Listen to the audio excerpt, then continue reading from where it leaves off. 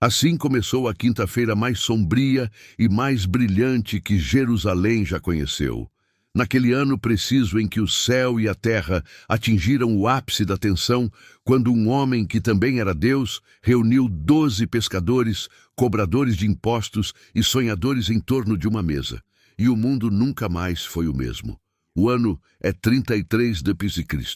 A cidade é Jerusalém. E o que você está prestes a vivenciar não é apenas história.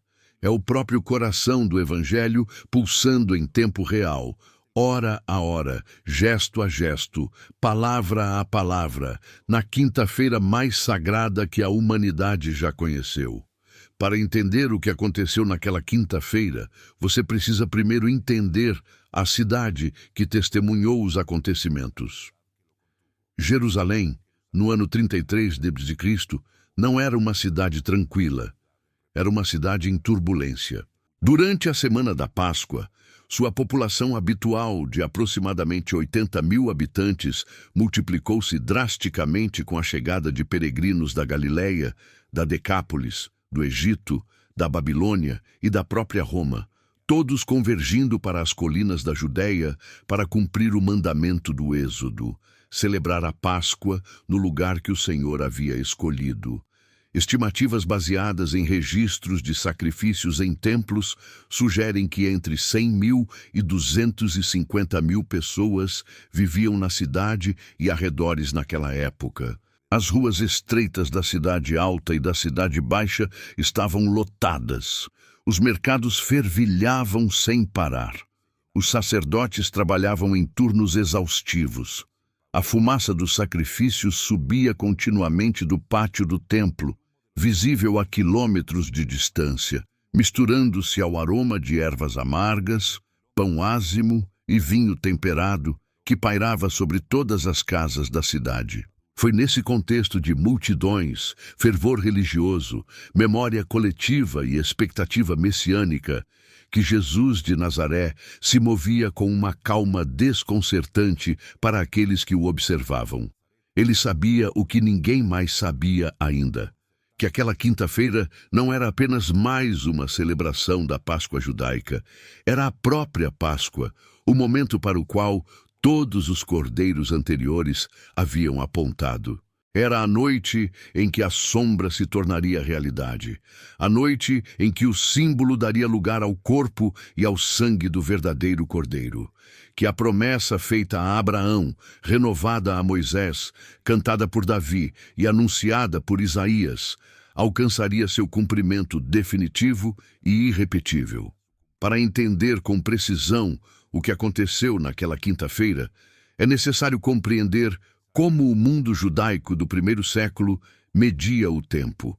O dia não começava ao amanhecer, como na tradição romana que herdamos. O dia hebraico começava ao pôr do sol com o aparecimento das primeiras estrelas.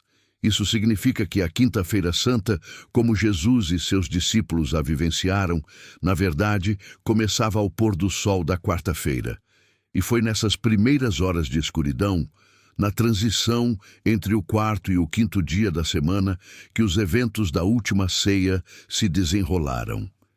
Essa distinção não é um detalhe insignificante. É a chave para entender por que o cordeiro pascal era sacrificado à tarde, antes do anoitecer, e consumido durante a noite, e por que a celebração que Jesus compartilhou com seus discípulos cumpriu com precisão cirúrgica cada um dos requisitos estabelecidos em Êxodo 12. O Senhor não improvisou, o Senhor cumpriu o seu propósito. Os preparativos para a Páscoa começaram dias antes, mas a quinta-feira em questão tinha seus próprios requisitos rituais, que começavam pela manhã. Mateus, Marcos e Lucas concordam que foi nesse dia que os discípulos se aproximaram de Jesus e perguntaram onde ele queria que a refeição da Páscoa fosse preparada. A resposta de Jesus, como em tantas outras ocasiões, foi ao mesmo tempo prática e misteriosa. Ele disse-lhes para irem à cidade, e lá encontrariam um homem carregando um cântaro de água. Para o seguirem e dizerem ao dono da casa que o mestre estava perguntando onde ficava o quarto de hóspedes, onde ele poderia comer a Páscoa com seus discípulos. No contexto cultural da Jerusalém do primeiro século, esse detalhe do homem com o cântaro de água é notavelmente revelador. Era uma tarefa realizada por mulheres, não por homens. Um homem carregando um cântaro de água era tão incomum que servia como um sinal inconfundível em meio à multidão. Jesus estava usando um código que somente seus mensageiros entenderiam. Pedro e João foram incumbidos dessa missão.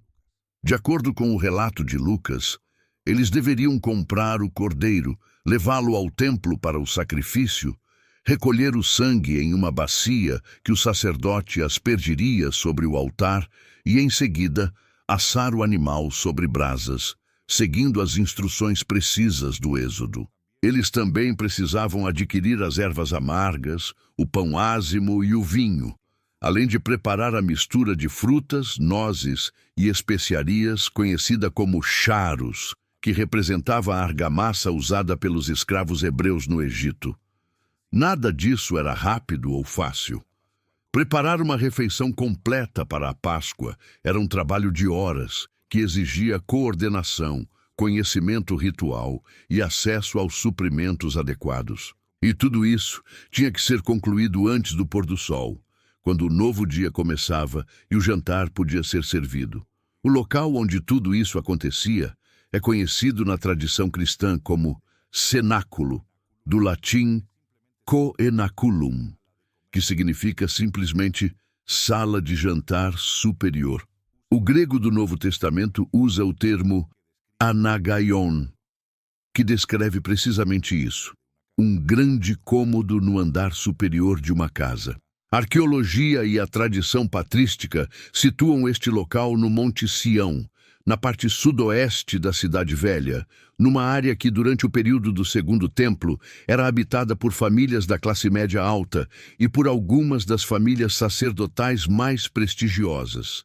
A sala descrita nos evangelhos era suficientemente grande para acomodar 13 pessoas reclinadas na típica posição de banquete greco-romana, com os comensais apoiados no lado esquerdo em torno de uma mesa baixa em forma de U, ou em forma de ferradura.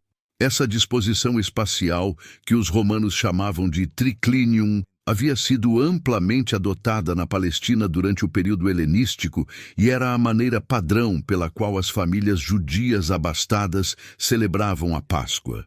Elas não se sentavam em cadeiras no estilo das pinturas medievais. Reclinavam-se como homens livres, pois esse era um dos requisitos simbólicos da Páscoa. Jantar como pessoas que não são mais escravas. Quando Jesus chegou com seus discípulos ao cenáculo no final da tarde, o ambiente era o de uma grande família, reunida para o momento mais sagrado do calendário religioso judaico. Mas havia uma tensão latente sob a superfície dos preparativos. Os discípulos vinham discutindo sobre quem era o maior entre eles. Lucas situa essa conversa precisamente no contexto dessa mesma ceia, o que diz muito sobre o quão profundamente eles ainda não compreendiam a natureza do reino que Jesus viera estabelecer. Havia também um entre eles que já havia tomado sua decisão. Judas Iscariotes carregava consigo o peso de um acordo feito com os principais sacerdotes. 30 moedas de prata que pesavam infinitamente mais em sua bolsa do que em sua mão.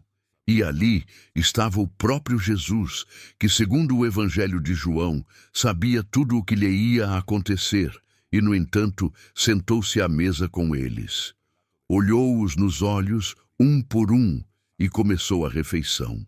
O relato de João introduz o primeiro ato da Quinta-feira Santa com uma cena que não aparece nos outros evangelhos e que tem abalado a consciência da Igreja desde o primeiro século até os dias de hoje. Antes da refeição, Jesus levantou-se, tirou a capa, cingiu-se com uma toalha e, deitando água numa bacia, começou a lavar os pés dos seus discípulos, enxugando-os com a toalha. O versículo que introduz esta cena é um dos mais densos teologicamente em todo o Novo Testamento. Jesus, sabendo que o Pai lhe havia dado todas as coisas em suas mãos e que viera de Deus e ia partir, levantou-se da ceia. João 13:4. O evangelista quer que o leitor entenda algo fundamental. Este não é o gesto de alguém que não sabe quem é. Este é o gesto de alguém que sabe perfeitamente quem é. E é precisamente por isso que se ajoelha. A onipotência se curva, a glória se envolve em uma toalha. Aquele que sustentava os mundos tomou os pés empoeirados de seus discípulos e os lavou com as próprias mãos. Na cultura do primeiro século, lavar os pés era a tarefa do escravo de menor posição na casa. Era tão baixo na hierarquia doméstica que a literatura rabínica daquele período indica que nem mesmo um discípulo judeu deveria lavar os pés de seu mestre, pois essa tarefa era humilhante demais, até mesmo para a relação entre discípulo e mestre. E aqui e ali estava o Filho de Deus, fazendo exatamente isso com cada um deles. Quando chegou a vez de Pedro, o choque foi demais para ele. Senhor, tu lavas os meus pés. João 13:6. A resistência de Pedro não era a arrogância, era uma incapacidade de integrar a sua compreensão do mundo à ideia de que o Messias pudesse fazer algo assim. Mas Jesus respondeu com uma daquelas frases que parecem simples à primeira vista, mas escondem profundezas abissais. O que eu faço vocês não entendem agora, mas entenderão depois. João 13:7. E então acrescentou algo que explicava tudo, embora eles ainda não pudessem compreender completamente. Se eu não os lavar, vocês não têm parte comigo. João 13:14. João 13:8. A purificação que Jesus ofereceu com água naquela noite foi uma prefiguração da purificação que ele ofereceria com seu sangue no dia seguinte. A lavagem dos pés foi a lição pedagógica que precedeu a aula no Calvário. Quando terminou de lavar os pés deles e vestiu novamente sua túnica, Jesus explicou o significado do que havia feito com uma clareza que não deixava margem para a confusão. Vocês sabem o que eu fiz por vocês? Vocês me chamam de Mestre e Senhor, e com razão, pois eu o sou. Ora, se eu, sendo Senhor e Mestre, lavei os pés de vocês, vocês também devem lavar os pés uns dos outros. João 13:12-14. Naquela quinta-feira à noite, a igreja recebeu não apenas um símbolo, mas um modelo estrutural do que significa liderança cristã, poder exercido como serviço, autoridade revestida de humildade, grandeza medida em kenoses, em esvaziamento voluntário de si mesmo. 2000 anos de história da igreja lidaram com essa lição. Esqueceram-na, redescobriram-na, traíram-na e abraçaram-na novamente, porque é uma lição que vai contra todos os instintos do ego humano, mas permanece gravada no coração da Quinta-feira Santa como uma chama inextinguível. A refeição em si seguiu a ordem da refeição da Páscoa, tal como era praticada no templo do Segundo Templo. Precisamos fazer uma pausa aqui para entender a estrutura desse ritual, pois sem essa compreensão é impossível apreciar a magnitude do que Jesus estava fazendo. A refeição da Páscoa não era simplesmente um jantar, era uma liturgia de lembrança ativa, um evento no qual o participante não recordava o passado como algo distante, mas o revivia como presente. As perguntas rituais que o filho mais novo fez ao pai, por que esta noite é diferente de todas as outras noites? Não eram uma curiosidade histórica, eram a porta de entrada para uma narrativa que transformava o participante. Eu era um escravo no Egito. Fui libertado pelo braço estendido do Senhor. Comi o pão da aflição. Atravessei o mar. No pensamento judaico do primeiro século, a Páscoa tornava presente a redenção original e a antecipava no futuro.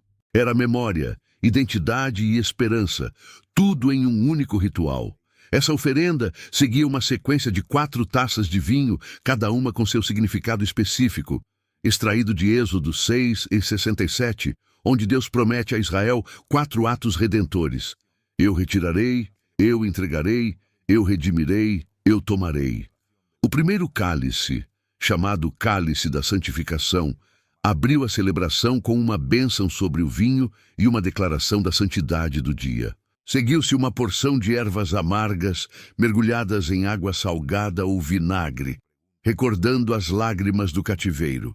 Depois veio a narração da Agadá, a história do Êxodo, com suas perguntas e respostas, suas canções e explicações. O segundo cálice, o cálice da proclamação ou das pragas, foi bebido ao final desta narração e seguido pela primeira parte da Shalá, os Salmos 113 e 114, cantados como um hino de ação de graças. Em seguida, veio a refeição principal, o cordeiro pascal, pão ázimo, ervas amargas e charosé. Após a refeição, o terceiro cálice, chamado de Cálice da Redenção ou Cálice da Bênção, selou o banquete com ação de graças. O quarto cálice, o Cálice da Consumação, concluiu a liturgia juntamente com a segunda parte do Halel, Salmos 115 e 118, e o grande Halel, Salmo 136. Foi dentro do contexto dessa liturgia precisa e secular que Jesus tomou o pão ázimo em suas mãos, no momento após a refeição, e disse algo que nenhum celebrante do Seder jamais havia proferido. Lucas registra isso assim: ele tomou o pão, deu graças, partiu-o e o deu a eles, dizendo: isto é o meu corpo que é dado por vocês, façam isto em memória de mim. Lucas 22, 19.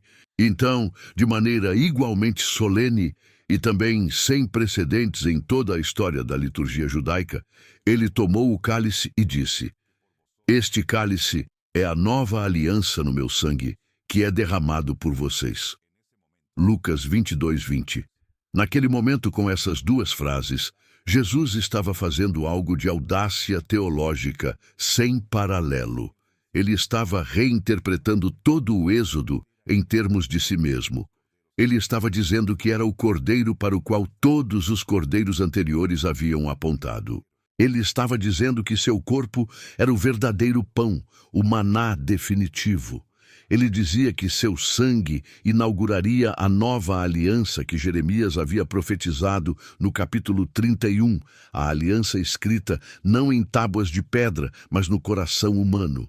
E instituía um rito que seus seguidores repetiriam até seu retorno, uma forma de proclamar sua morte e anunciar sua vinda cada vez que partissem o pão e bebessem o cálice. Paulo ecoa essa tradição em 1 Coríntios com uma fórmula que os estudiosos do Novo Testamento reconhecem como um dos textos mais antigos do cânone cristão, transmitida como tradição litúrgica mesmo antes da escrita dos evangelhos. Pois eu recebi do Senhor o que também lhes transmiti, que o Senhor Jesus, na noite em que foi traído, tomou o pão, e tendo dado graças, partiu-o e disse: isto é o meu corpo, que é dado por vocês. Façam isto em memória de mim. Da mesma forma, depois da ceia, tomou o cálice, dizendo: este cálice é a nova aliança no meu sangue. Façam isto todas as vezes que o beberem, em memória de mim. Porque todas as vezes que comerem deste pão e beberem deste cálice, vocês anunciam a morte do Senhor até que ele venha. 1 Coríntios 11, 232. Cada vez que a igreja se reúne ao redor da mesa do Senhor, ela retorna àquele cenáculo.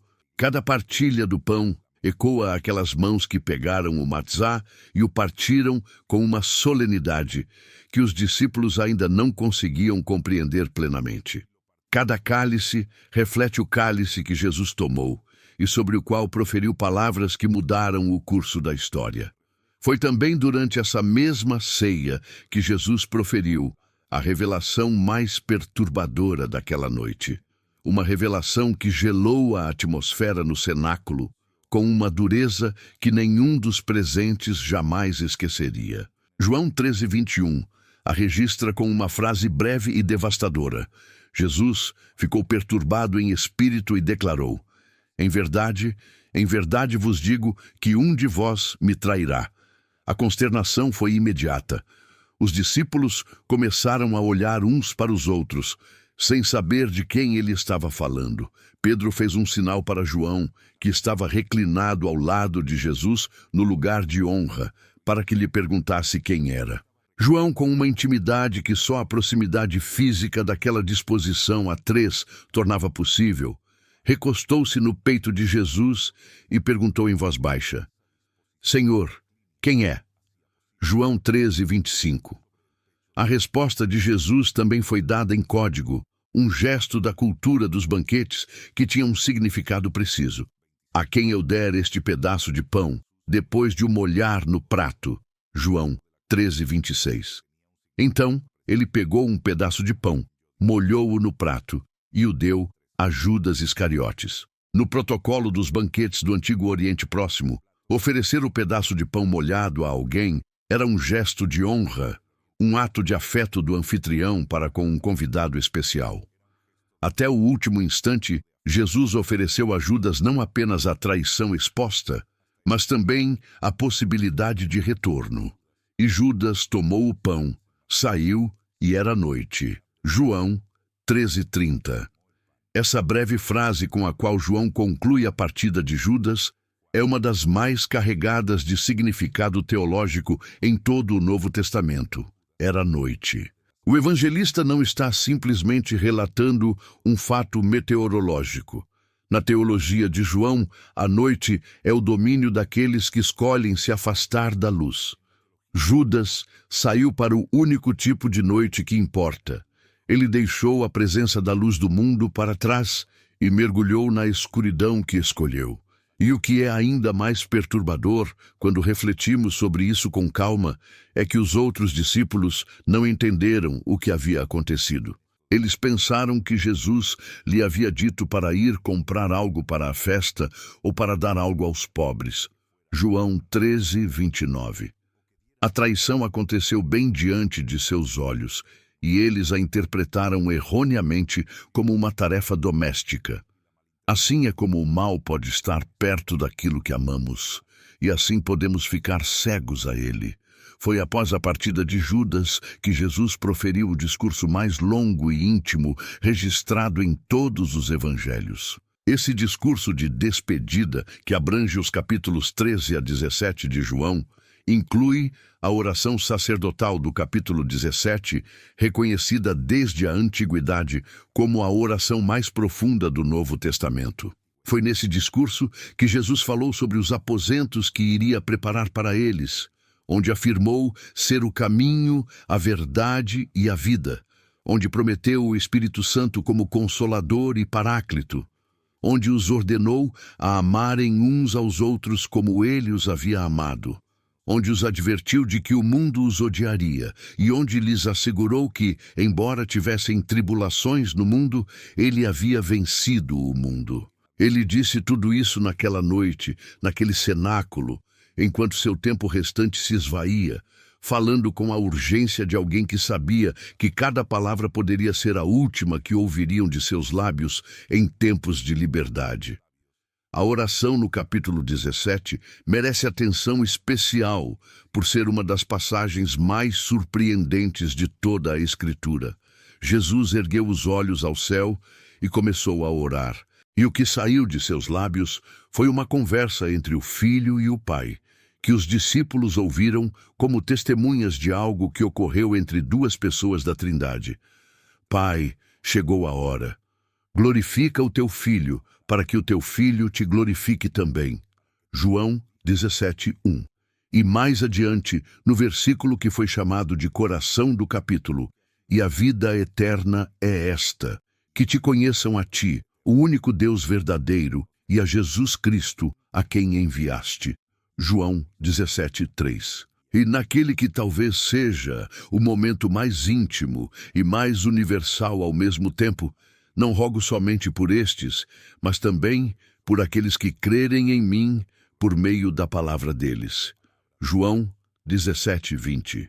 Naquele momento, naquele cenáculo, naquela quinta-feira santa, há 20 séculos, Jesus estava orando por você, por você pessoalmente, não como uma abstração, não como uma categoria teológica, mas como a pessoa específica que você é, no tempo específico em que vive, com a fé específica que você depositou nele através da corrente ininterrupta de testemunhas que começaram naquela noite.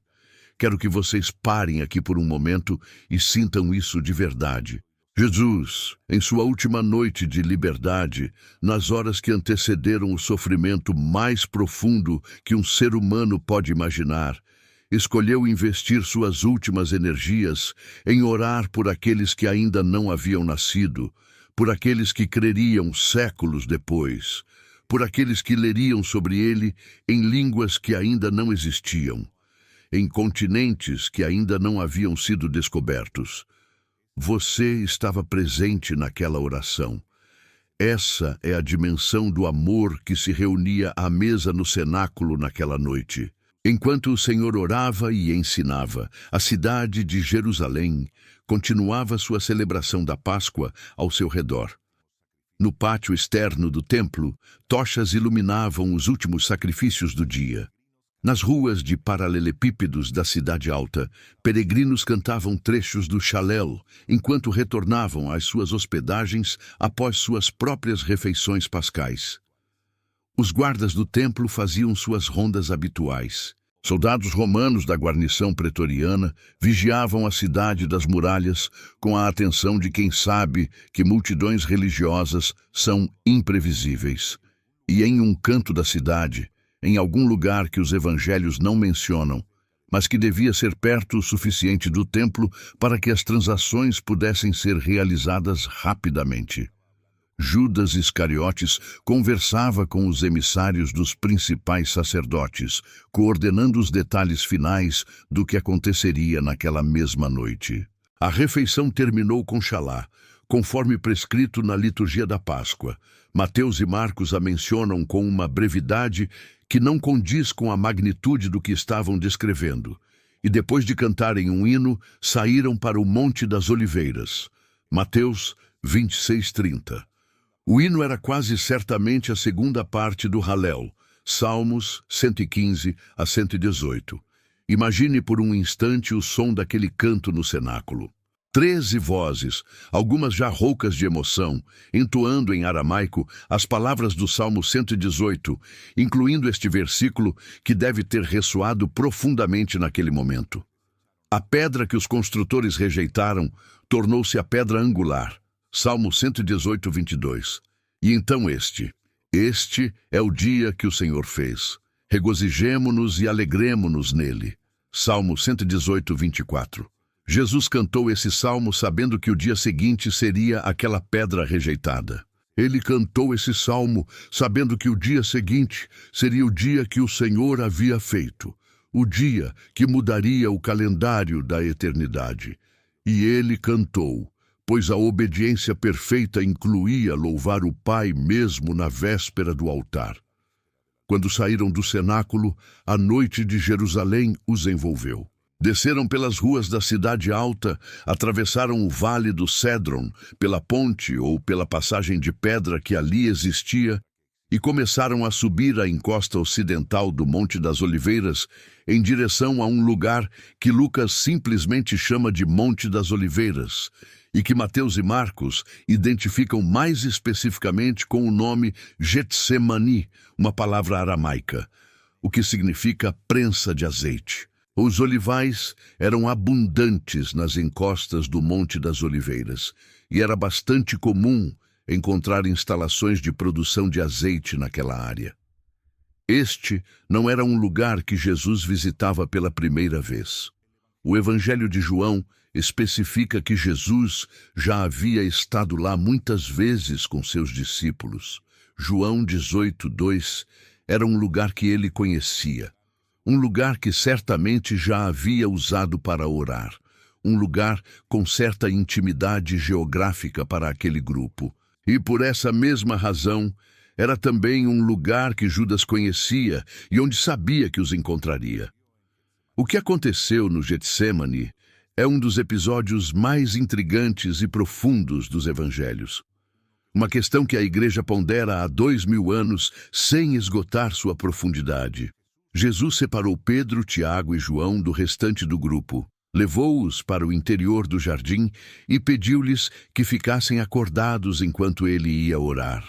Então, segundo Mateus, ele começou a sentir profunda tristeza e angústia. Mateus 26:37, e disse aos 3 discípulos: A minha alma está profundamente triste, numa tristeza mortal.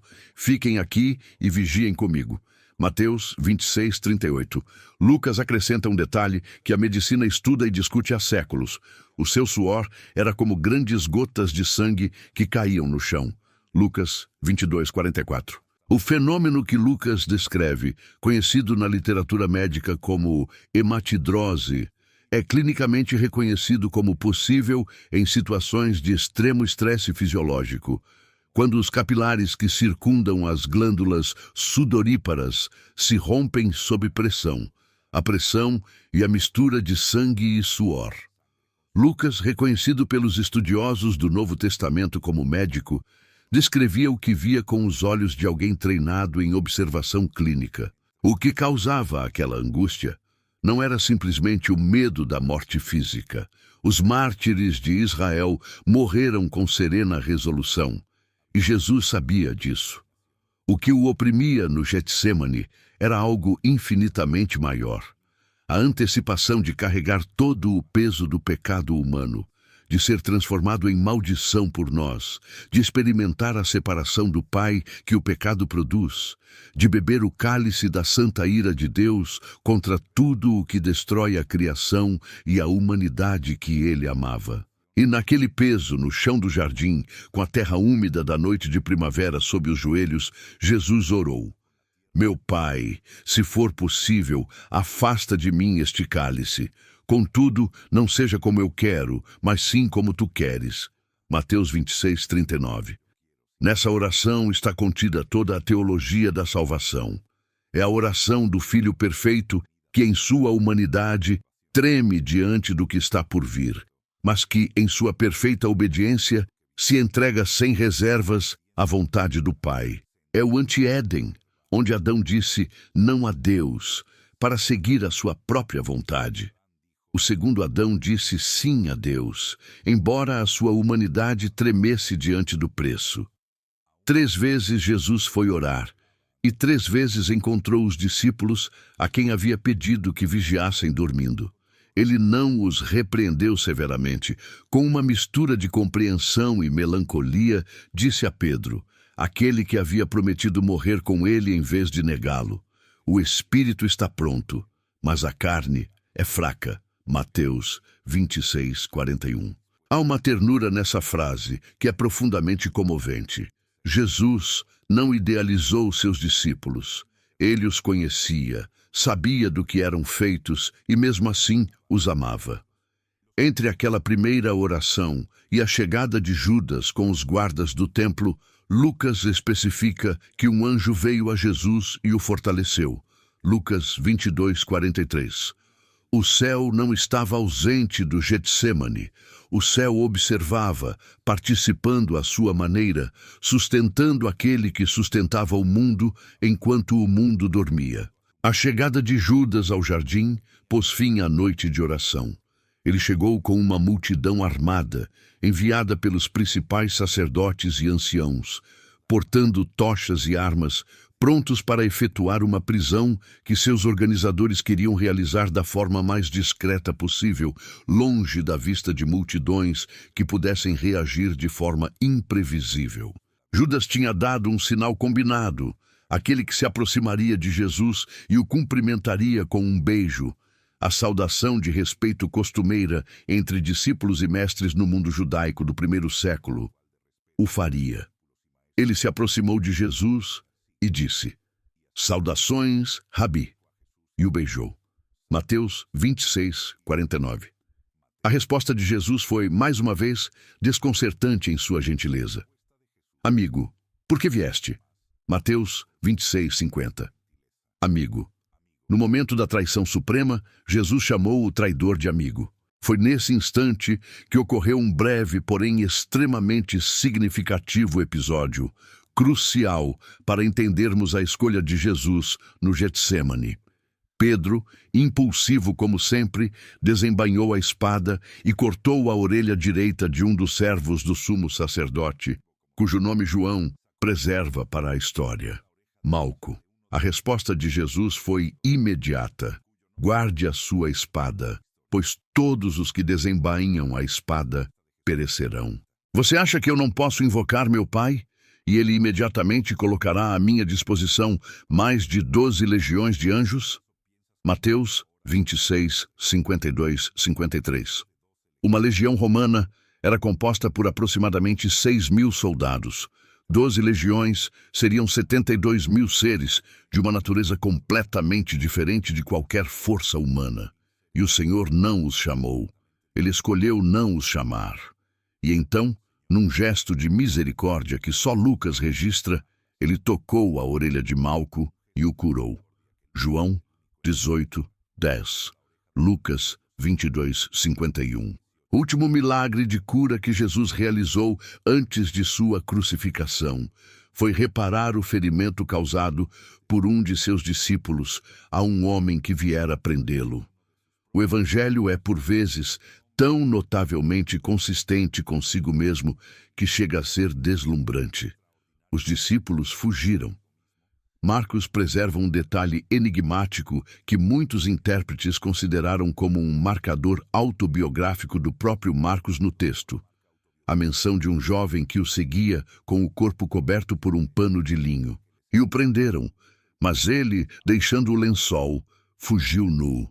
Marcos 14, 15.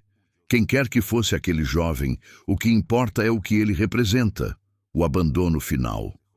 Até mesmo o último seguidor fugiu na escuridão, e Jesus ficou sozinho com seus captores, que o levaram primeiro a Anás, sogro do sumo sacerdote, e depois a Caifás e ao Sinédrio para o interrogatório noturno que daria início ao julgamento que culminaria no dia seguinte. Mas isso pertence à sexta-feira. A quinta-feira terminou, e terminou com Jesus nas mãos de seus inimigos. Os discípulos se dispersaram, Judas desapareceu na noite, Pedro o seguindo à distância, e o céu aparentemente silencioso. E, no entanto, o céu não estava silencioso. Cada detalhe do que aconteceu naquela quinta-feira cumpriu, com uma precisão que não poderia ser acidental, as palavras dos profetas. O Salmo 419, escrito mais de 1000 anos antes, dizia: Até o meu melhor amigo, em quem eu confiava e com quem eu partilhava o pão, levantou contra mim o seu calcanhar. O profeta Zacarias havia dito no capítulo 11 do seu livro que o bom pastor valeria 30 moedas de prata, o preço de um escravo. Jeremias havia anunciado no capítulo 31 que chegaria o dia de uma nova aliança, diferente daquela que Deus fez com Israel quando os libertou do Egito. Uma aliança inscrita não em pedra, mas no coração. Isaías, no capítulo 53, descreveu séculos antes um servo que foi ferido por nossas transgressões, moído por nossas iniquidades. O castigo que nos trouxe paz estava sobre ele, e pelas suas feridas fomos curados. Isaías 5:35. A Quinta-feira Santa não foi uma noite em que as coisas saíram do controle. Foi uma noite em que tudo finalmente se encaixou. Quero te perguntar algo do fundo do coração e quero que você reflita sobre isso com a maior sinceridade possível antes de responder. Você já teve um momento em que sentiu que Deus estava orando por você? Que o céu estava te amparando em meio a algo que parecia grande demais para as suas próprias forças? Conte-me nos comentários. Quero ler. Quero que esta comunidade ouça como o Deus da Quinta-feira Santa continua a agir na vida real de pessoas reais no século XXI. Porque é exatamente isso que a Quinta-feira Santa está nos dizendo hoje. Não está nos dizendo como história morta, como um documento arqueológico ou como uma curiosidade litúrgica. Ele lhe diz isso como uma realidade viva, presente e ativa. Quando o pão é partido em sua igreja, você está no cenáculo. Quando sua comunidade canta o hino após a comunhão, você está cantando o pão xalá com os discípulos. Quando você ora nos momentos mais sombrios de sua vida, você está no Getsêmani com aquele que também orou nas trevas e foi ouvido. Quando você se sente traído por alguém em quem confiava, você se coloca ao lado daquele que chamou o traidor de amigo e o curou antes de sua prisão. A Quinta-feira Santa não é um evento comemorado uma vez por ano durante a Semana Santa. É o fundamento sobre o qual se constrói cada dia da sua vida cristã. A teologia cristã reflete há 2 milênios sobre o significado da instituição da ceia do Senhor naquele cenáculo, e sua profundidade é inesgotável. O que Jesus fez naquela noite, ao tomar o pão e o cálice, foi muito mais do que criar um ritual. Foi revelar o coração de Deus à humanidade de uma forma que nenhum sacrifício anterior havia conseguido fazer com tanta clareza. Os cordeiros do templo cobriam o pecado de Israel ano após ano, em ciclos que nunca terminavam, porque nenhum cordeiro podia remover definitivamente o que o pecado havia introduzido na criação. Mas naquele cenáculo, Jesus anunciou o fim dos ciclos. Este cálice é a nova aliança no meu sangue. Não era uma aliança acrescentada à anterior. Era o cumprimento de tudo o que a anterior havia prometido. Era a sombra dando lugar à realidade, o tipo dando lugar ao arquétipo, a figura dando lugar à pessoa para a qual sempre apontou. O apóstolo Paulo, escrevendo à igreja em Corinto aproximadamente 20 anos depois daquela quinta-feira, lembrou-lhes que todas as vezes que comem deste pão e bebem deste cálice, anunciam a morte do Senhor até que ele venha. 1 Coríntios 11, 26. Essa breve frase, até que ele venha, é extraordinariamente profunda do ponto de vista escatológico. A ceia do Senhor não é meramente uma lembrança do passado, é uma antecipação do futuro. É o ponto onde o passado da redenção e o futuro do reino se encontram no presente da fé. Cada vez que a comunidade cristã parte o pão e bebe o cálice, ela se encontra nessa encruzilhada do tempo, olhando para trás, para o cenáculo e para frente, para o banquete do Cordeiro que Apocalipse anuncia no capítulo 19. E nesta encruzilhada do tempo, Jesus está presente, não como uma memória, mas como uma realidade. O lava-pés, a instituição da Eucaristia, o discurso de despedida, a oração sacerdotal, a agonia no Getsêmani. Cada um desses elementos da Quinta-feira Santa revela uma dimensão diferente do mesmo amor infinito. A lavagem dos pés revela a humildade desse amor, sua disposição de descer ao ponto mais baixo do serviço. A instituição da última ceia revela a abnegação desse amor, sua disposição de se oferecer como sustento. O discurso de despedida revela a ternura desse amor, sua disposição de confortar antes que a tristeza chegue. A oração sacerdotal revela a intercessão desse amor, sua disposição de apresentar diante do Pai todos os que creem. E a agonia do Getsêmani revela a profundidade desse amor, sua disposição de beber o cálice mais amargo imaginável para que nós jamais tenhamos que fazê-lo. Ao longo dos séculos, milhões de fiéis observaram a Quinta-feira Santa com jejum, vigílias, a celebração da Eucaristia e o lava-pés em comunidades que praticam esse rito. Em todas as gerações, a Igreja retorna a este dia com a convicção de que algo aconteceu naquele cenáculo e naquele jardim do Getsêmani, que transcende o tempo e permanece no centro da fé cristã. Catedrais góticas foram construídas como templos para comemorar aquela quinta-feira. Os grandes mestres da pintura tentaram capturar em tela o que se passou naquele cenáculo. Os teólogos mais profundos de cada século dedicaram suas melhores energias intelectuais a compreender as implicações do que Jesus fez ao tomar o pão e o cálice. E, no entanto, nenhuma catedral, nenhuma tela, nenhum tratado teológico esgota o mistério, porque o mistério não é uma proposição intelectual, é uma pessoa. Foi o próprio Jesus quem naquela noite se curvou, lavou-se, partiu o seu coração, derramou o seu sangue, orou e sofreu por amor. Hoje, ao ler ou ouvir estas palavras, a Quinta-feira Santa convida você a algo específico. Não o convida simplesmente a admirar o que aconteceu há 2000 anos, da distância segura de um observador histórico. Convida você a sentar-se àquela mesa, convida você a deixar que aquele Senhor que se curvou diante de Pedro também se curve diante de você.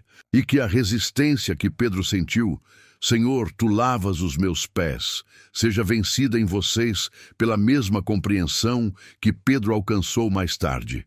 Que sem essa lavagem, sem essa graça que se humilha para chegar até vocês, não há comunhão com Ele.